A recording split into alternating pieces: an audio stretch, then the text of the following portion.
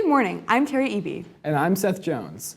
On today's show, we'll take an in-depth look into the volleyball team's championship run. We'll also look at students that are trying to graduate early. And how students can learn to cook when they choose a culinary pathway. Studio 415 starts right now.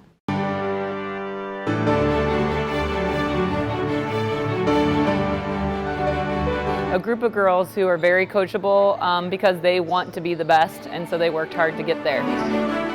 You're surrounded by everyone, like you're forced to be with people, so. Food safety and sanitation in our kitchen is top notch.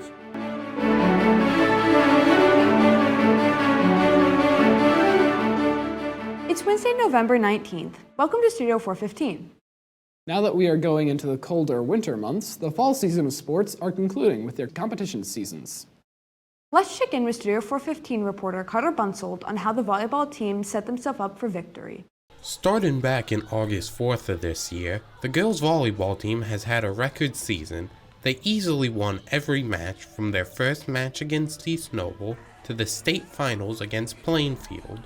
Going 37-0, this is one of the, if not the most successful season in Carroll volleyball history.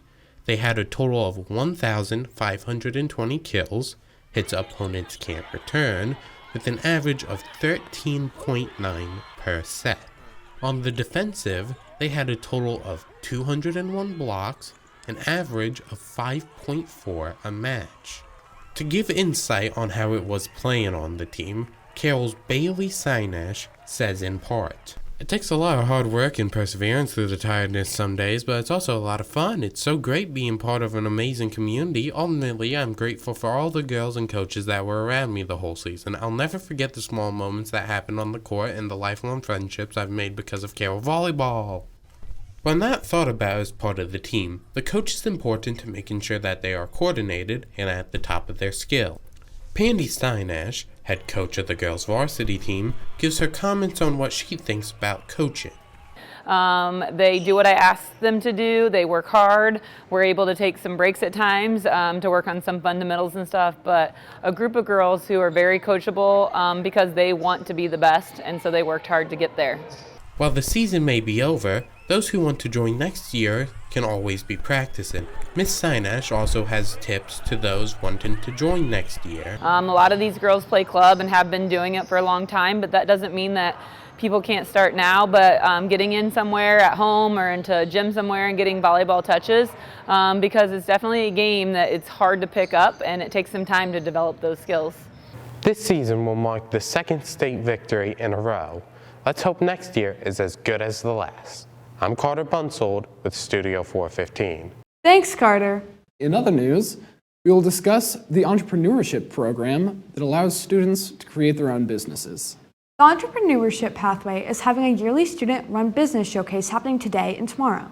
Some of the businesses are ready to launch and others are ready to sell their products.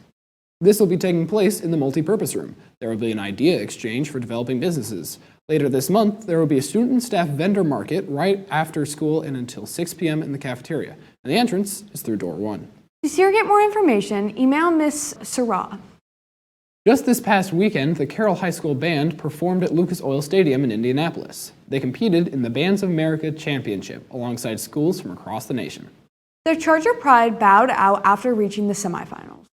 Out of the 4 categories that the band competed in, 2 were for music and the other 2 were for visuals.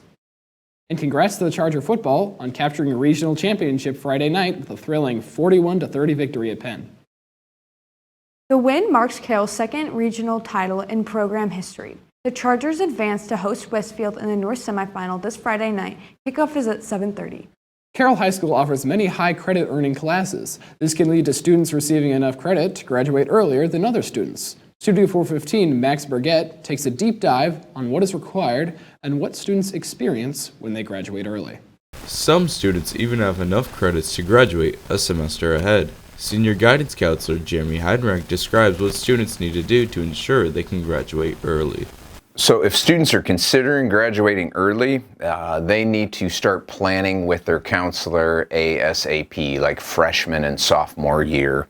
Mr. Heidenreich highlights just how important it is to make sure you are up to date on your grad requirements. He also says how he is even against students graduating early. I would just encourage you not to be in a rush. There are plenty of things, especially that seniors can do. This view is challenged by early graduate Serenity Ritterheim, who states why she wants to leave a semester early. High school is more of like you're surrounded by everyone, like you're forced to be with people, so. She also talks about her motivations to graduate early. She describes how she wants to be a nurse practitioner. She was asked what college she would like to attend and said Ball State. The program at Ball State can take anywhere from 2.5 to 6 years. Serenity wishes to get a jump start with her earned college credits and a semester head start. But students have the rest of their lives to work, so don't feel the need to rush into the world and enjoy the high school experience.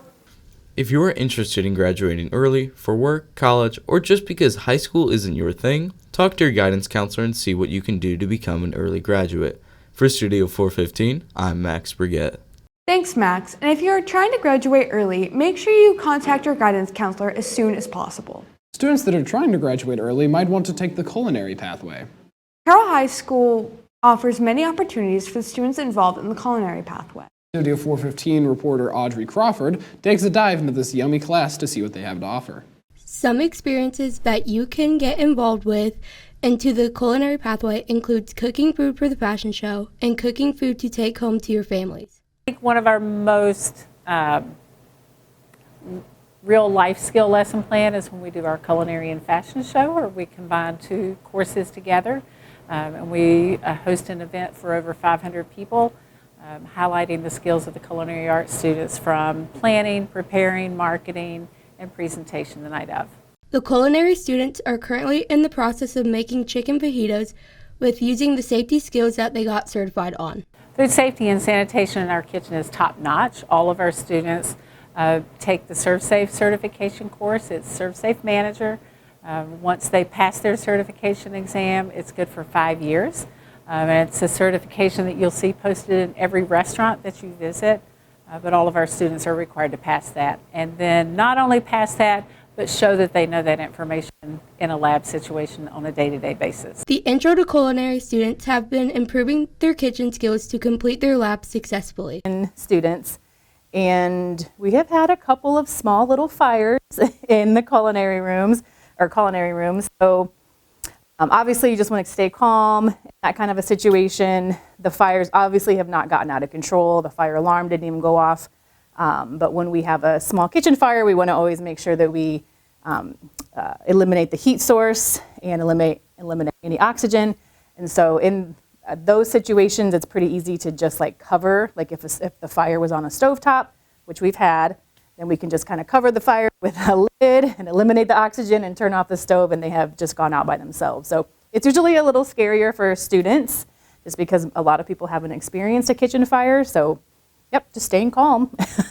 The first class you have to take before taking an upper level culinary class is Intro to Culinary Arts.